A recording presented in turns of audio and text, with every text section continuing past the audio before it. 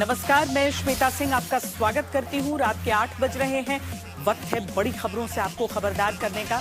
उत्तर प्रदेश के मुख्यमंत्री योगी आदित्यनाथ आज शामली, बिजनौर और गाजियाबाद में थे। मौका विकास परियोजनाओं के शिलान्यास और उद्घाटन का था, लेकिन योगी आदित्यनाथ ने इस मौके का इस्तेमाल अखिलेश सरकार को खबरदार करने के लिए किया।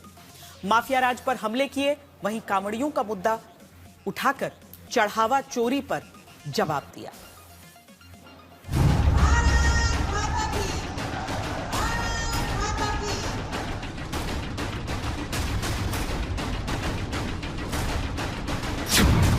दो 2027 के चुनाव से पहले योगी ने क्यों किया जिन्ना का जिक्र? ये जिन्ना के अनुयायी है, इन्हें जब भी मौका मिलेगा ये आपको बांटेंगे।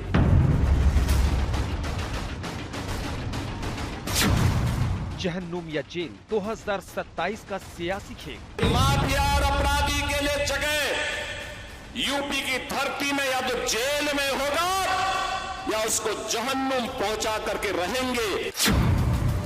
शामली और बिजनौर में उत्तर प्रदेश के मुख्यमंत्री योगी आदित्यनाथ ने विपक्ष पर तीखा हमला बोला। मौका था 1000 करोड़ की विकास परियोजनाओं के लोकार्पण और शिलान्यास का, लेकिन इस दौरान योगी ने सबसे तीखा प्रहार विपक्ष पर किया। ये तो जिन्ना के अनुयायी है, इन्हें जब भी मौका मिलेगा ये आपको बांटेंगे। जाति के नाम पर बांटेंगे, क्षेत्र के नाम पे बांटेंगे, विकास में लूट खसोट करेंगे, अराजकता फैलाएंगे, बेटी और व्यापारी की सुरक्षा में सेंध लगाने का कार्य करेंगे। योगी यही नहीं रुके और उन्होंने मुजफ्फरनगर दंगों की याद दिलाते हुए माफिया से जुड़े अपने संकल्प की भी याद दिलाई और कहा कि जो वादा किया सो किया। जो हम लोगों ने संकल्प लिया था अपराध और अपराधियों के प्रति जीरो टॉलरेंस की नीति के तहत कार्य करने का, और जो संकल्प लिया था कि माफिया और अपराधी के लिए जगह यूपी की धरती में या तो जेल में होगा या उसको जहन्नुम पहुंचा करके रहेंगे। और बहनों और भाइयों, आज मुझे लगता है जब शामली की खुशहाली को देखता हूं, कैराना के विकास को देखता हूं, थाना भवन के विकास को देखता हूं, लगता है कि हम लोगों के सार्वजनिक जीवन में आना सार्थक हुआ। अगले साल यूपी में होने वाले चुनाव में पश्चिमी उत्तर प्रदेश योगी के हिसाब से बहुत अहम सियासी क्षेत्र है, जहां पर इस बार अखिलेश और कांग्रेस की भी नजर है। अखिलेश जहां पीडीएफ फॉर्मूला लागू कर मायावती के कोर वोटर को अपने पाले में करने में जुटे हैं, तो वहीं मुख्यमंत्री योगी आदित्यनाथ अपने लगातार दौरे से पश्चिम उत्तर प्रदेश की सियासत को बीजेपी के अनुकूल करने की कोशिश कर रहे हैं। यहीं से मैं कहता हूं, जो लोग डेमोग्राफी बदल रहे थे, समाजवादी पार्टी और कांग्रेस के लोग, ये लोग जिन्ना के उपासक हैं।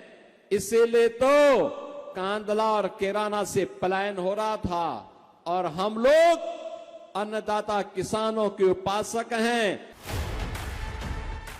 अयोध्या में चढ़ावा चोरी के आरोपों के बाद अखिलेश यादव लगातार बीजेपी को घेर रहे हैं। आस्था के नाम पर लगाए जा रहे आरोपों पर भी योगी ने पलटवार किया। उन्होंने कहा कि पहले कांवड़ यात्रा को रोका जाता था, लेकिन आज कोई कांवड़ यात्रा रोक नहीं सकता। एक समय था, जो लोग आज आस्था की वकालत करते हुए दिख रहे हैं, ये लोग 2017 के पहले जय श्री राम बोलने पर लाठी मारते थे, गोली चला लेते थे, गोली चलाते थे, कांवड़ यात्रा को प्रतिबंधित करते थे, श्री कृष्ण जन्माष्टमी के आयोजन को रोकते थे, रामनवमी की शोभा यात्रा नहीं निकलने देते थे, धार्मिक स्थलों की संपत्ति पर कब्जा करते थे। शामली में योगी ने एक बार फिर माफिया को कुचलने की अपनी उपलब्धि का जिक्र करते हुए अखिलेश यादव पर हमला बोला और कहा कि 12 बजे सोकर उठने वाले माफिया के सामने नाक रगड़ते थे। 2017 के पहले सोने वाली लोग थे, याद करिए, सो करके ही 12 बजे उठते थे, 2 बजे तक तैयार होते थे, 5 बजे फिर जिम में चले जाते थे। तो जनता के लिए कहां उनके पास फुर्सत थी? जनता के लिए फुर्सत नहीं थी। ये लोग माफिया के सामने नाक रगड़ने वाले लोग थे। दंगाइयों को अपने घर में बुला करके उन्हें सम्मानित करते थे। अब यूपी बदल चुका है। चढ़ावा चोरी मामले में समाजवादी पार्टी को मौका दिख रहा है, इसलिए पार्टी इस मामले को लगातार उठा रही है, जिसका जवाब योगी आदित्यनाथ समाजवादी पार्टी सरकार की याद दिलाकर दे रहे हैं। अब सवाल यह है कि पश्चिमी उत्तर प्रदेश में 2027 के चुनाव में कौन फंसेगा और कौन फंसाएगा। योगी आदित्यनाथ ने समाजवादी पार्टी और कांग्रेस को जिन्ना के अनुयायी बताया।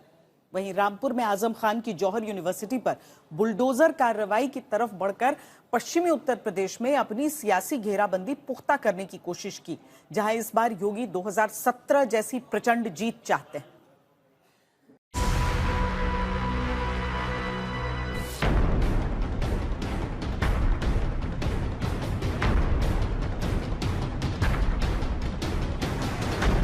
यूपी विधानसभा की 200 सीटों को लेकर आर पार की लड़ाई शुरू हो चुकी है।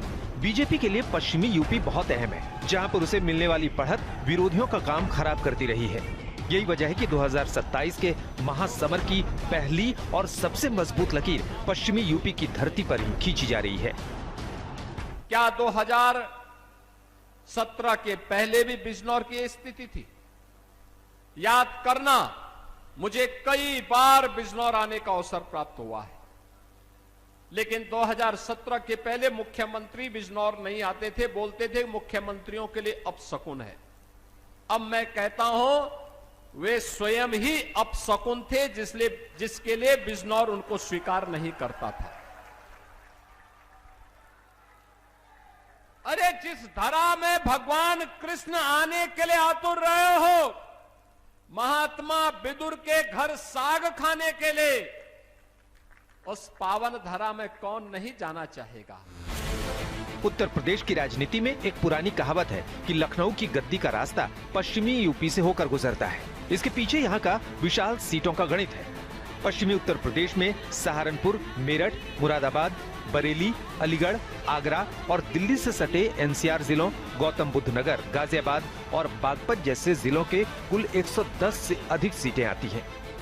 पिछले चुनाव में किसान आंदोलन ने समाजवादी पार्टी और जयंत चौधरी की पार्टी राष्ट्रीय लोकदल गठबंधन ने बीजेपी को कड़ी टक्कर दी थी।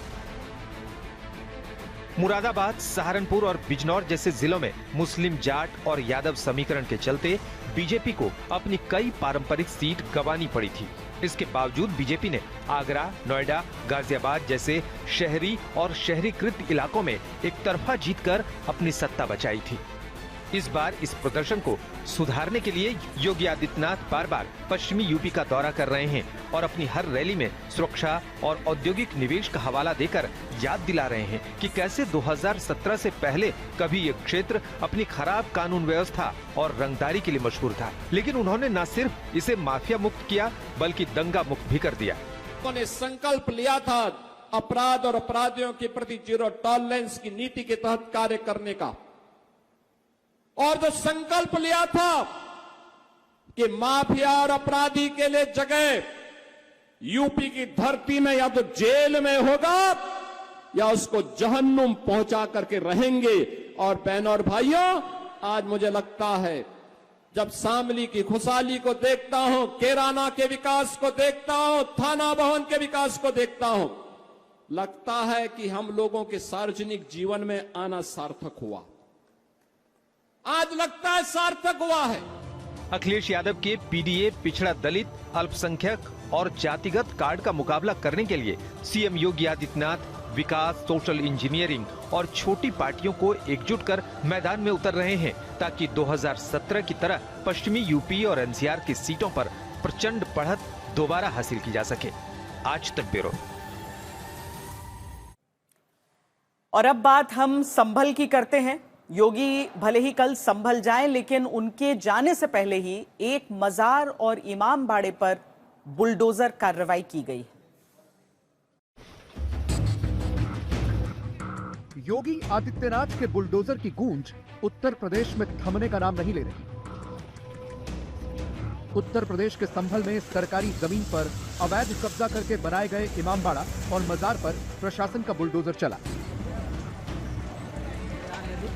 सरकारी रिकॉर्ड में बंजर जमीन के नाम से दर्ज सरकारी जमीन पर अवैध कब्जा करके इमामबाड़ा और मजार बना ली गई थी, जिसे बुलडोजर से तोड़ दिया गया।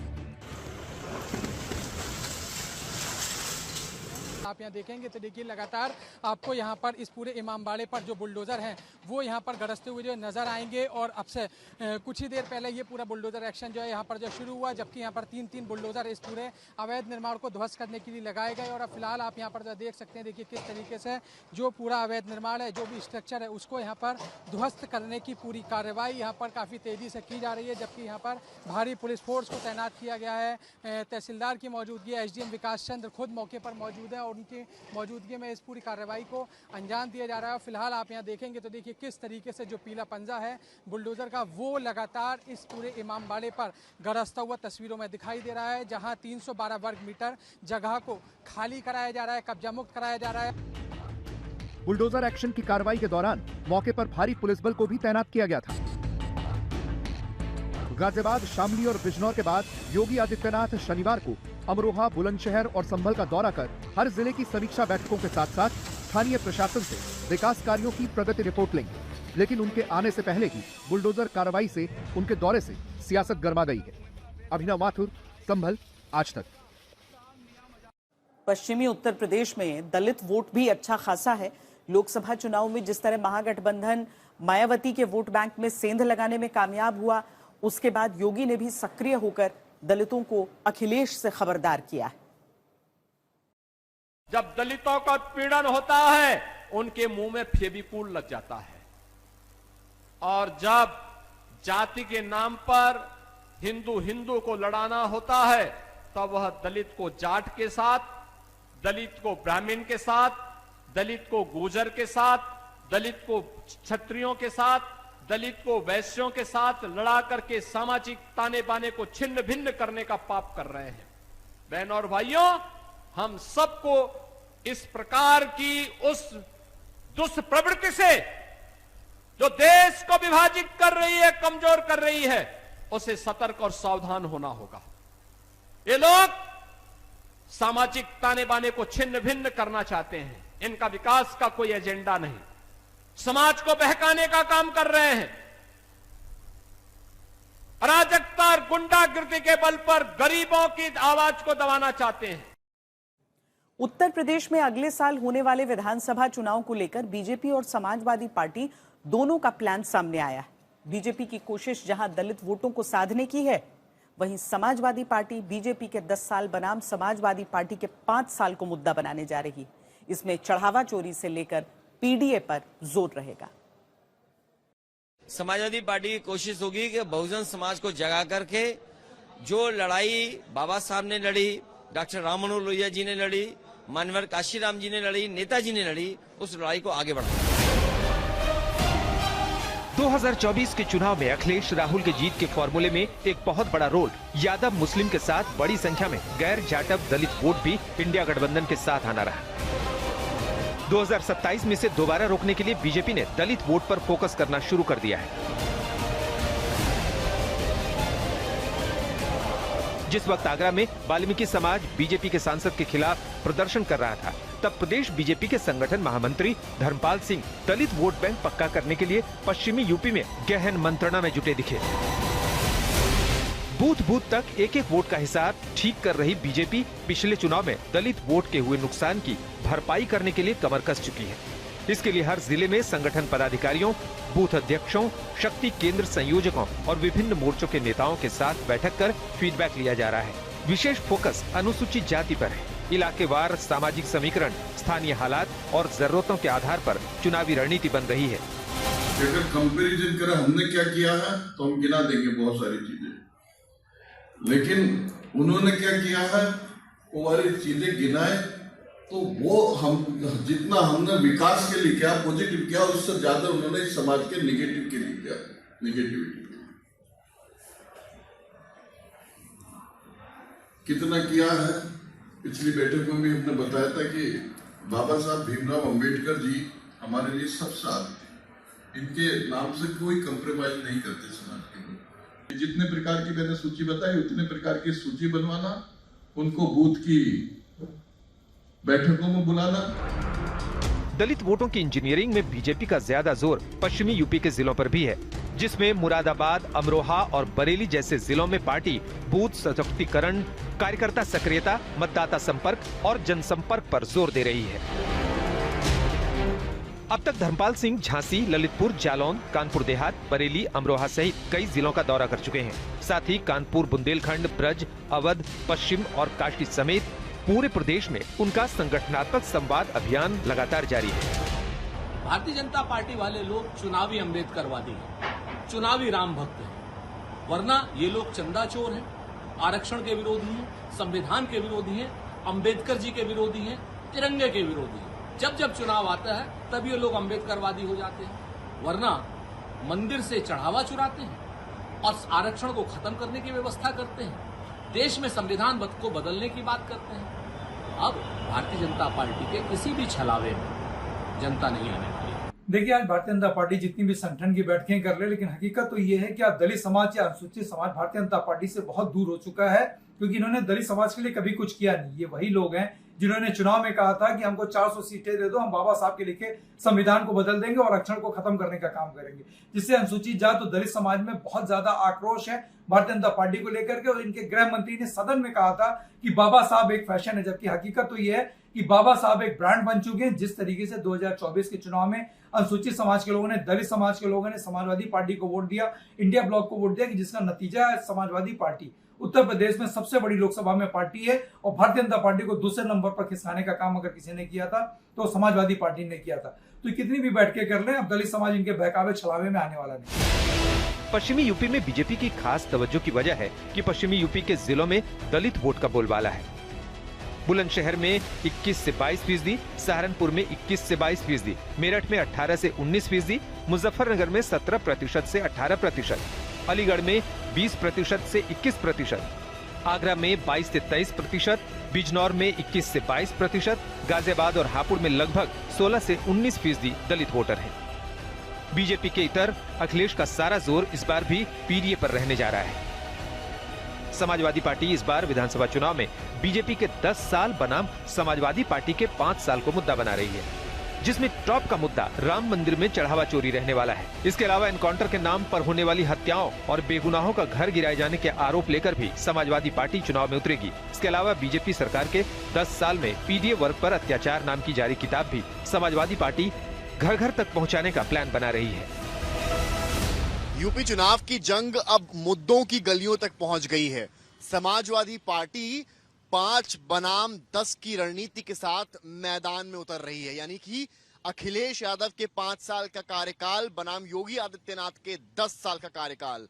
पीडीए पर अत्याचार बुकलेट के जरिए घर घर दखल देने की कवायद और आम लोगों तक बीजेपी के शासनकाल में हुए पेपर लीक, अयोध्या चंदा चोरी, इनकाउंटर्स, तमाम ऐसे मामलों तक पहुंचाने की कोशिश इस किताब के जरिए समाजवादी पार्टी पूरे डेटा के साथ करने वाली है। पीडीए के दम पर ही अखिलेश ने 2024 में 37 सीट जीतकर समाजवादी पार्टी का सर्वश्रेष्ठ प्रदर्शन किया। वहीं बीजेपी 64 से घटकर 33 सीटों पर आ गई। इसीलिए बीजेपी और समाजवादी पार्टी अपनी कमजोरी और ताकत दोनों पर फोकस कर रहे हैं। आगरा से रवि शर्मा के साथ समर श्रीवास्तव, लखनऊ, आज तक। पश्चिम बंगाल में एयरपोर्ट पर बनी एक मस्जिद को लेकर सियासत गर्मा गई है। पश्चिम बंगाल सरकार ने मस्जिद को शिफ्ट करने का फैसला किया है, जिसका विरोध कई संगठन कर रहे हैं। कोलकाता में सुभाष चंद्र बोस इंटरनेशनल एयरपोर्ट पर बनी यह मस्जिद अब पश्चिम बंगाल में सियासत का नया केंद्र बन गई है। एयरपोर्ट के विस्तार का मॉडल तैयार हुआ तो मस्जिद को शिफ्ट करने का राज्य सरकार ने आदेश दिया, लेकिन जमीयत उलेमा हिंद बंगाल के प्रमुख सिद्दीकुल्ला चौधरी ने मस्जिद में नमाज पढ़ने का ऐलान किया, लेकिन आज उन्हें बैरंग लौटना पड़ा। अब वो कानूनी लड़ाई लड़ने की बात कर रहे हैं। पूरे बंगाल में 1 करोड़ लोग 55,000 मस्जिद 22 अजला से रिकॉर्ड तोड़ उन्होंने दुआ की और ये काला ये क्या नाम फीता पट्टी लोगों को दिखाया। रनवे से कुछ मीटर की दूरी पर बनी मस्जिद को लेकर सरकार की दलील है कि सवाल सुरक्षा का है और मस्जिद को ध्वस्त करने की बजाय उसे दूसरी जगह स्थानांतरित यानी रिलोकेट करने पर विचार हो रहा है। জাতীয় সুরক্ষা এবং বিমানবন্দরের নিরাপত্তা আগে দেখতে হবে। এই বিমানবন্দরের লোকেশন খুব গুরুত্বপূর্ণ নিরাপত্তার ক্ষেত্রে। চীন, বাংলাদেশ সব কাছে, আন্তর্জাতিক বিমানবন্দর, এইখানে এইভাবে খুলে রাখা যায় না। বাকি ঠিক আছে, আমরা তো ধর্ম পালনে কাউকে বাধা দিইনি। ये मस्जिद 136 साल पुरानी है। एयरपोर्ट बनने से पहले मस्जिद बन चुकी थी, यानी कि मस्जिद पहले बनी, एयरपोर्ट का विस्तार बाद में हुआ। इसी आधार पर मुस्लिम संगठन इस मस्जिद को पूरी तरह वैध बता रहे हैं। चूंकि ये आस्था से जुड़ा मुद्दा है, इसलिए इस मस्जिद पर धीरे धीरे पाबंदी लगाई गई। पहले चरण में अस्थायी रोक लगी। एयरपोर्ट अथॉरिटी ने कहा कि भारी बारिश की वजह से मस्जिद तक जाने वाला रास्ता क्षतिग्रस्त हो गया है। मरम्मत के लिए कुछ दिनों तक प्रवेश और नमाज अस्थायी रूप से रोक दी है। दूसरे चरण में सुरक्षा की समीक्षा की गई। मरम्मत के दौरान सुरक्षा एजेंसियों और एयरपोर्ट प्रशासन ने पाया कि मस्जिद एयरपोर्ट के ऑपरेशनल और उच्च सुरक्षा क्षेत्र में है, इसलिए केवल आधार कार्ड दिखाकर लोगों को प्रवेश देने की पुरानी व्यवस्था पर्याप्त नहीं है। तीसरे चरण में अनिश्चितकालीन प्रतिबंध लगाई गई। 12 जुलाई 2026 को एयरपोर्ट प्रशासन ने आम लोगों का मस्जिद में प्रवेश रोक दिया। इसके बाद नियमित नमाज बंद हो गई। सवाल है कि क्या एयरपोर्ट जैसे हाई सिक्योरिटी जोन में सुरक्षा से क्या इसलिए समझौता किया जा सकता है कि ये आस्था से जुड़ा मुद्दा है? अनुपम मिश्रा के साथ इंद्रजीत कुंडू, कोलकाता, आज तक।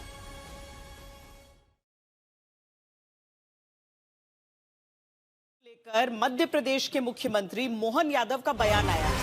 मुख्यमंत्री ने कहा कि अब एक शादी जो करेगा उसी को कानूनन मध्य प्रदेश में रहने का अधिकार रहेगा। तो यूनिफॉर्म सिविल कोड को लेकर अब मध्य प्रदेश के मुख्यमंत्री मोहन यादव का ये बड़ा बयान आया है, जहां पर वो कहते हैं कि हिंदू हो या मुसलमान एक ही शादी, और जो एक शादी करेगा वही मध्य प्रदेश में रहेगा। 3 बार तलाक कहने वाले जेल जाएंगे।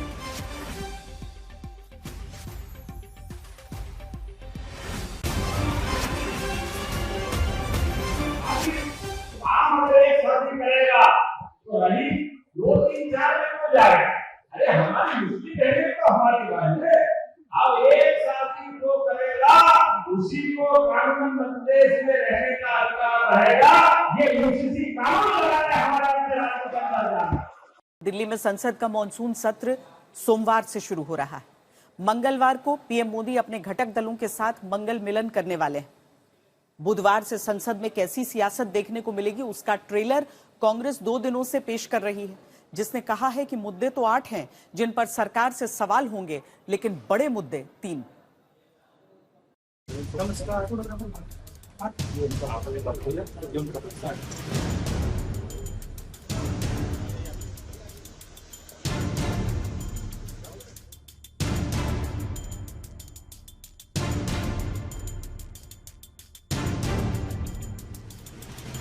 दो दिनों बाद संसद का सत्र शुरू होगा तो सरकार के पिटारे में एक से बढ़कर एक विधेयक होंगे जो विपक्ष का इम्तिहान लेंगे। लेकिन सरकार के इम्तिहान के लिए विपक्ष के पिटारे में क्या क्या है? राजनीतिक तौर से अगर आप देखे जाए तो ये तो संविधान संशोधन तो है ही है सरकार की ओर से, पर हमारे ओर से चंदा चोरी, आस्था धोखा, भगवान श्री राम मंदिर को लेकर तो वो तो बहुत बड़ा मुद्दा है। नीट का मुद्दा है, छात्रों की गूंज एक मुद्दा है, परीक्षा प्रणाली जो बिगड़ा गया है और जिस तरीके से शिक्षा मंत्री नाकामयाब हुए हैं हमारे शिक्षा प्रणाली को कंट्रोल करने में, और जो लाखों युवा अंधकार ही अंधकार है उनके भविष्य में वो देख रहे हैं, तो ये सब मुद्दे हैं हमारे ओर से। 16 जुलाई को सोनिया गांधी के घर हुई बैठक में कांग्रेस ने इंडिया गठबंधन की बैठक से पहले विपक्ष के मुद्दे तय कर दिए हैं। कांग्रेस कहती है कि मॉनसून सत्र में राम मंदिर का चढ़ावा चोरी, नीट समेत कई परीक्षाओं का पेपर लीक, सरकारी भर्ती परीक्षाओं में हो रही देरी, परिसीमन विधेयक, पेट्रोल इथेनॉल विवाद, महंगाई, किसानों की बदहाली, मणिपुर में जारी हिंसा और चीन से बढ़ता व्यापार घाटा और विदेश नीति, ये 8 बड़े मुद्दे होंगे जिन पर विपक्ष सरकार को घेरने की कोशिश करेगी। लेकिन इन 8 मुद्दों में 3 सबसे बड़े मुद्दे होंगे जिनमें परिसीमन समेत 3 विधेयक, राम मंदिर का चढ़ावा चोरी और पेपर लीक है। हम चाहेंगे चंदा चोरी एक मुद्दा है, नीट मुद्दा है, बेरोजगारी मुद्दा है, खुदरा महंगाई एक मुद्दा है, थोका महंगाई एक मुद्दा है, और खास तौर से खुदरा महंगाई जिस मात्रा में बढ़ी है खुदरा महंगाई। इनमें नौजवानों के भविष्य से जुड़े पेपर लीक के मुद्दे को लेकर राहुल गांधी पिछले 3-4 महीने से लगातार आक्रामक राजनीतिक रुख अपनाए हुए हैं। और अब जब संसद का सत्र शुरू होने वाला है तो देहरादून में राहुल गांधी ने छात्रों की गूंज कार्यक्रम में सरकार को घेरा है। दरअसल नीट पेपर लीक विवाद से शुरू हुआ राहुल का ये राजनीतिक संघर्ष शिक्षा मंत्री के इस्तीफे की मांग को लेकर है, जिसमें राहुल नीट और नेट की परीक्षा में धांधली की जवाबदेही लेते हुए शिक्षा मंत्री का इस्तीफा, नेशनल टेस्टिंग एजेंसी को भंग करना, परीक्षाओं के लिए नए राष्ट्रीय तंत्र बनाने, टाली जा रही परीक्षाओं को तुरंत कराने, पेपर लीक के दोषियों पर सख्त कार्रवाई, सरकारी नाकामी से प्रभावित विद्यार्थियों को सरकारी मुआवजे की मांग कर रहे हैं। और यही मांगे संसद में भी उठाने की बातें कहते रहे हैं। यही तो राहुल जी ने कहा। राहुल जी ने कोटा में कहा जो 3 बीमारियां हैं हमारी एजुकेशन सिस्टम में, 3 बीमारियां, एक तो निजीकरण, दूसरा केंद्रीयकरण और तीसरा संघीकरण, जो लाखों युवाओं को भविष्य पर अंधेरा छा गया है इन 3 बीमारियों के कारण से। पेपर लीक का मुद्दा संसद सत्र में बड़ा होता दिख रहा है। 20 जुलाई को संसद के सत्र के दिन ये टोली संसद मार्च का ऐलान कर चुकी है और जिस तरह से राहुल गांधी ने पेपर लीक के मुद्दे को गर्म कर रखा है, 20 जुलाई को दिल्ली में इस पर जबरदस्त सियासत देखने को मिल सकती है। आज तक ब्यूरो। अब खबर राहुल गांधी की, जो पेपर लीक के खिलाफ छात्रों की गूंज कार्यक्रम में देहरादून पहुंचे। राहुल गांधी ने यहां केंद्र सरकार के खिलाफ जमकर हमला बोला। अगर आपके पास पैसा है, अगर आप भ्रष्ट हो, अगर आप ईमानदार नहीं हो और अगर आप चोरी करके इस दरवाजे से निकलना चाहते हो, तो एक दूसरा छुपा हुआ रास्ता है, पेपर लीक वाला रास्ता। इस रास्ते में अगर आपको इस रास्ते पे चलना है, सिंपल सी बात है, अगर आपको इस रास्ते पे चलना है, पहला क्वालिफिकेशन, आपके माता पिता मिडिल क्लास या गरीब नहीं हो सकते। दूसरा क्वालिफिकेशन, आपको ईमानदारी से काम नहीं करना। अगर आपको बेईमानी करनी है तो आप ये रास्ता चुन सकते हैं। अब 99.9% लोग हमारे जो स्टूडेंट्स हैं वो ईमानदार हैं, वो इस रास्ते में नहीं चलते, मगर 1% लोग सिस्टम का प्रयोग करके इस रास्ते का यूज करते हैं और बाकी सारे के सारे युवाओं को नुकसान होता है।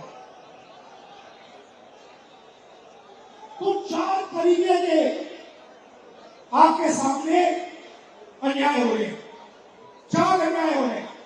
पहला अन्याय, शिक्षा की कॉस्ट 9 लाख रुपए। दूसरा अन्याय, 5 दरवाजों में से 4 दरवाजे बंद।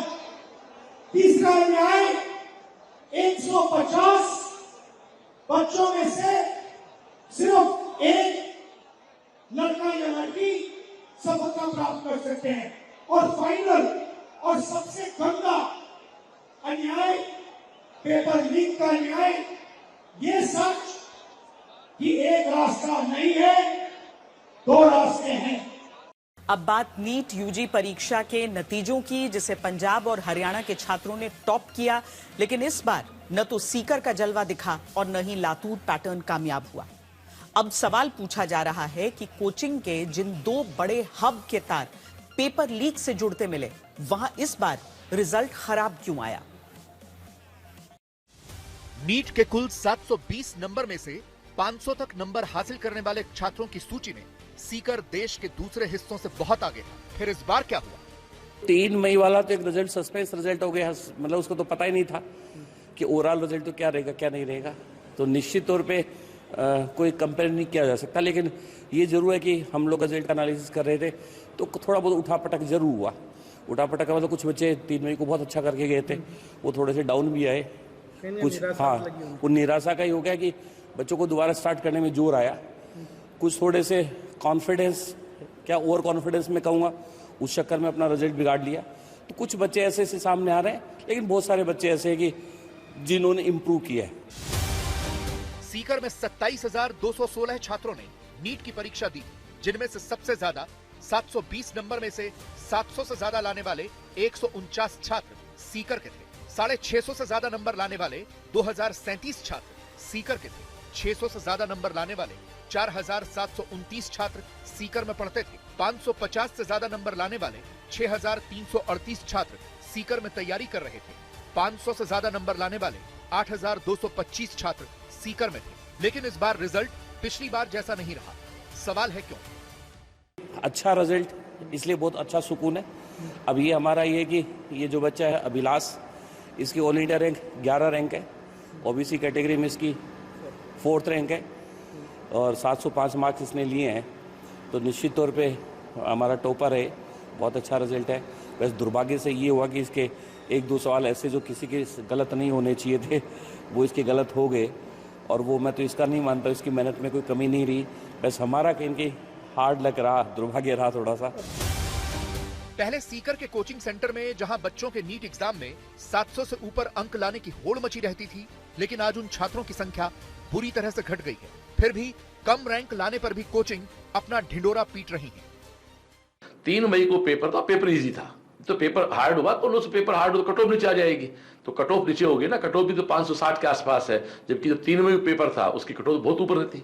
तो ये तो कॉम्पिटिटिव एग्जाम है, इसमें 720 आना नहीं आना कोई मैटर नहीं इसमें। बहुत अच्छे बच्चों का एक टारगेट होता है कि हमें इंडिया की टॉप मोस्ट मेडिकल कॉलेज में पढ़ना है, जैसा कि दिल्ली एम्स है। तो बच्चों का एक वो टारगेट अगर रहता है तो बच्चे अच्छा सक्सेस कर पाते हैं, क्योंकि नंबर तो पेपर के लेवल पे भी डिपेंड करता है। सीकर मॉडल की तरह इस बार लातूर पैटर्न भी पस्त होता दिख रहा है, जो नीट परीक्षा की तैयारी के लिए देश में दूसरा सबसे बड़ा हब माना जाता है। इस बार ऑल इंडिया रैंकिंग में लातूर पैटर्न के टॉपर छात्र का रैंक 170 है, जबकि अब तक के नीट एग्जाम रिजल्ट में ऑल इंडिया रैंकिंग में टॉप 100 स्टूडेंट में 20 से 25% हिस्सा लातूर पैटर्न के स्टूडेंट्स का रह चुका है। पिछले साल लातूर पैटर्न में पढ़ने वाले लगभग 19,600 छात्र नीट की परीक्षा में शामिल हुए, जिनमें से लगभग 2100 छात्र नीट एग्जाम में पास हुए थे। लेकिन इस बार नीट एग्जाम देने वाले स्टूडेंट्स की संख्या लगभग 14,200 थी, जिनमें से केवल 1250 विद्यार्थी ही पास होने की जानकारी सामने आ रही है। महाराष्ट्र में नीट पैटर्न में पास होने वाले हर 5 छात्र के पीछे एक छात्र लातूर पैटर्न में पढ़ा हुआ होता था। वहां अब लातूर पैटर्न का पास होने का परसेंटेज घटने के कारण नीट शिक्षा विशेषज्ञों में इसको लेकर चर्चा तेज हो गई है। लातूर का रिजल्ट कम लगा ऐसी चर्चा है, लेकिन लातूर में इसके पहले भी अगर आपने देखा तो टॉपर्स की बहुत संख्या लातूर में नहीं रहती, लेकिन बल्क में जो रिजल्ट होता है, नंबर ऑफ स्टूडेंट जो लगते हैं उनका नंबर बहुत ज़्यादा रहता है लातूर में। और इस बार भी सेम वैसे ही हो रहा है, जो नंबर कम लग रहा है तो लातूर से एग्जाम देने वाले बच्चों का नंबर भी कम हुआ है। जैसे लास्ट ईयर यानी 2025 का नीट लातूर में से 20,800 बच्चों ने दिया था।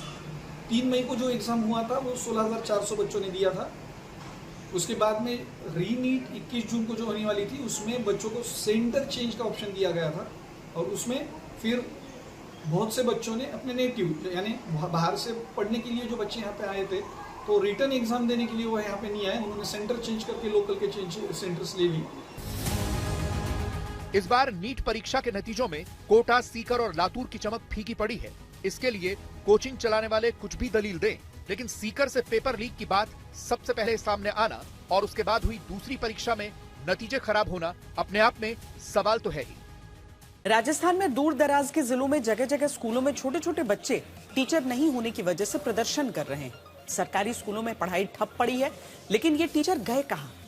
आज तक को पता चला कि रसूख वाले टीचर बड़े शहरों के आसपास ऐसे गांव में पोस्टिंग लेकर बैठे हैं जहां न बच्चे हैं न स्कूल में क्लासरूम। हैरानी की बात है कि शिक्षा मंत्री कह रहे हैं कि हमें पता है, कुछ करेंगे। राजस्थान में शिक्षा का अजब हाल। 2 कमरे में पढ़ा रहे हैं 5 टीचर। इसी 2 कमरे में 5 टीचर पढ़ा रहे हैं। ऐसे करते हैं मैंने। कहीं जर्जर इमारत में चल रहा नया स्कूल। कमरा खुला है, बाकी सब कमरे क्षतिग्रस्त हैं, जिसकी वजह से बंद है यहाँ पर। तो आज तक को एक स्कूल में 1 से 5वीं तक मिले सिर्फ 4 बच्चे। कितने बच्चे हैं? 5 बच्चे हैं सर मेरे पास। 5 बच्चे हैं। कितने से कितने क्लास तक की है स्कूल? स्कूल 5th तक है।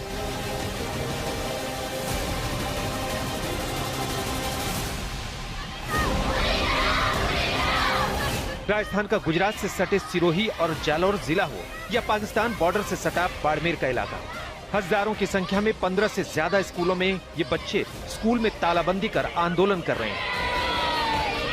बच्चों की मांग है कि उनको पढ़ाने के लिए कम से कम 2 टीचर तो सरकार दे दे।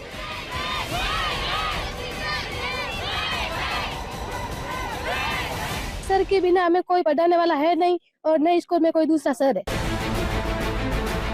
अब सवाल यह है कि आखिर राजस्थान में टीचर कहाँ है? ये सवाल आज तक संवाददाता शरद कुमार को जयपुर जिले के मेंदवास ले गया, जहां इस सरकारी स्कूल में 5 बच्चों में 2 टीचर हैं। जयपुर जिले के मेंदवास का ये स्कूल है जहां पर 1ली से लेकर 5वीं तक के बच्चे पढ़ाए जाते हैं। कुल मिलाकर एक कमरा खुला है, बाकी सब कमरे क्षतिग्रस्त हैं, जिसकी वजह से बंद है। यहाँ पर ये भवन भी काफी क्षतिग्रस्त है। यहाँ पर आप देख सकते हैं कि एक भी बच्चा मौजूद नहीं है। मैडम मौजूद है, उनसे बातचीत करते हैं। क्या नाम है आपका? नीतू यादव। नीतू जी, बच्चा कोई नहीं है? नहीं, बच्चे सर अभी निकले ही हैं जस्ट। बच्चे तो छोटे बच्चे आते हैं पहले। कितने बच्चे हैं? 5 बच्चे हैं सर मेरे पास। 5 बच्चे हैं? हाँ सर। कितने से कितने क्लास तक की है स्कूल? स्कूल 5th तक है। 1 से 5वीं तक के 5 बच्चे। तो राजस्थान में एक तरफ बच्चों को पढ़ाने के लिए टीचर नहीं है,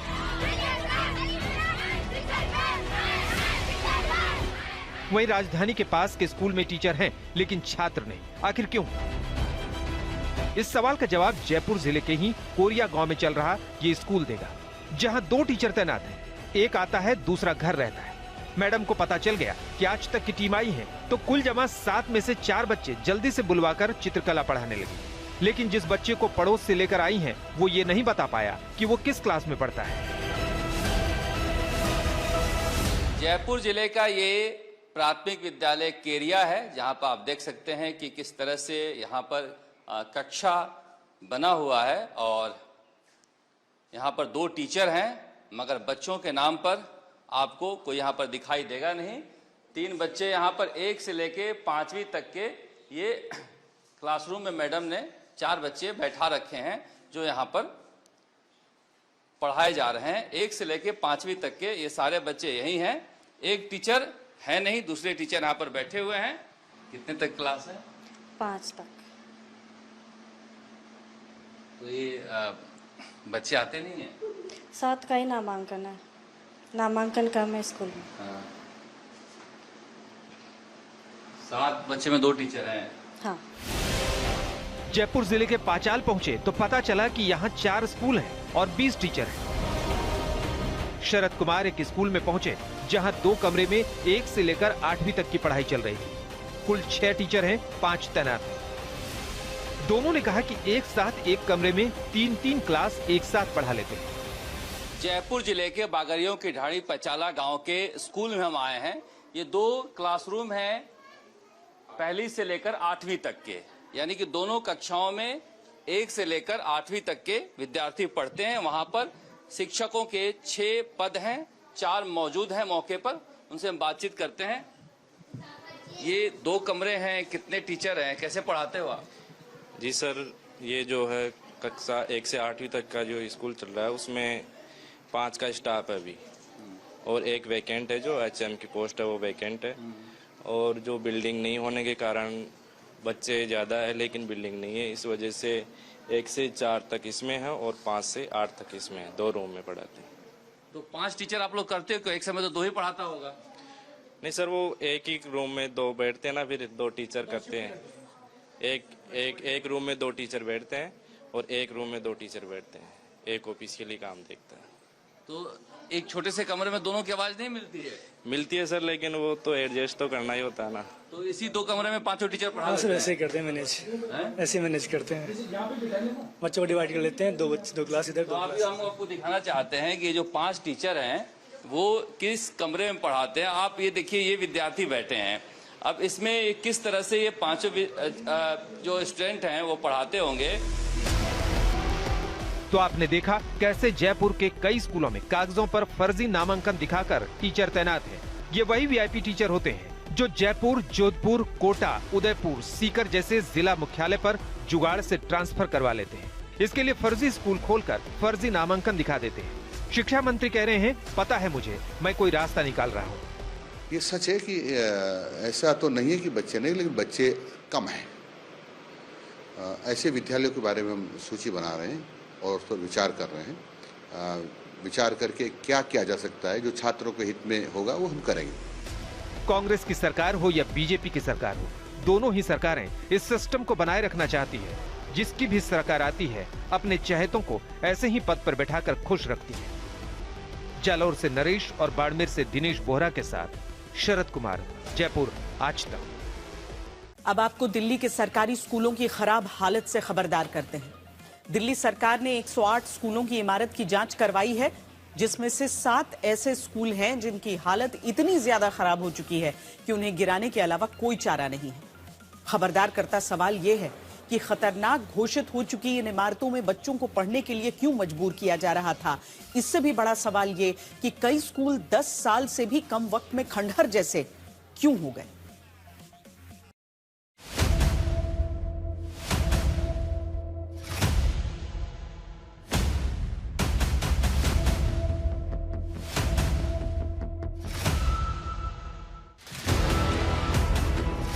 पहली नजर में लगेगा कि ये जर्जर स्कूल देश के किसी दूर दराज इलाके के हैं, लेकिन दिल्ली के सरकारी स्कूलों का यह हाल है, जहां स्कूल की हर दरो दीवार इमारत के हाल से खबरदार कर रही है। दिल्ली की रेखा गुप्ता सरकार ने स्कूलों के स्ट्रक्चर ऑडिट का आदेश दिया, जिसमें 7 ऐसे स्कूल हैं जिनकी खस्ता हालत को देखते हुए उन्हें अब गिराना पड़ेगा।